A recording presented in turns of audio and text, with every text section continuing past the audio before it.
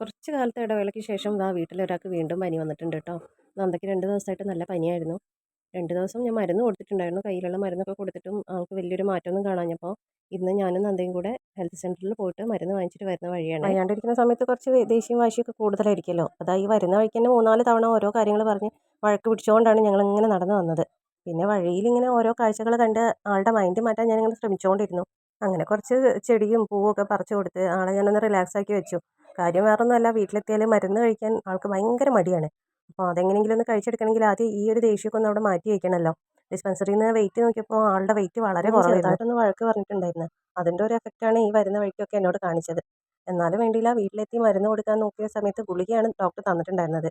ആള് സാധാരണ സിറപ്പാണ് ഞാൻ കൊടുക്കാറുള്ളത്. മരുന്ന് കഴിക്കാത്ത, ഗുളിക കുടിക്കാത്തതുകൊണ്ടാണ് സിറപ്പ് കൊടുക്കുന്നത്. അപ്പോൾ ഒരു ഗുളിക ഉണ്ടായിരുന്നു. അതെങ്ങനെയെങ്കിലും ഒന്ന് കുടിപ്പിക്കാൻ വേണ്ടി കുറേ നേരം ഞാൻ ശ്രമിച്ചു. എന്തെങ്കിലും അസുഖം വന്നു കഴിഞ്ഞാൽ ഡോക്ടറെ അടുത്ത് പോകാൻ ആൾക്ക് വലിയ ഉഷാറാണ്. പക്ഷേ ഈ മരുന്ന് കഴിക്കാന്ന് വെച്ചാൽ അതിലും വലിയൊരു ബുദ്ധിമുട്ട് വേറെ. മരുന്ന് കഴിച്ച് കഴിയുമ്പോഴേക്കും എൻ്റെ ക്ഷമയുടെ നെല്ലിപ്പലക വരെ കണ്ടു കഴിയും. ഒരു നേരത്തേക്കുള്ള മരുന്ന് കൊടുക്കുമ്പോഴേക്കും അരമണിക്കൂറോളം കഴിഞ്ഞു. ഇനിയിപ്പോൾ രാത്രിയിലെത്താവുന്നത് കണ്ടറിയാം.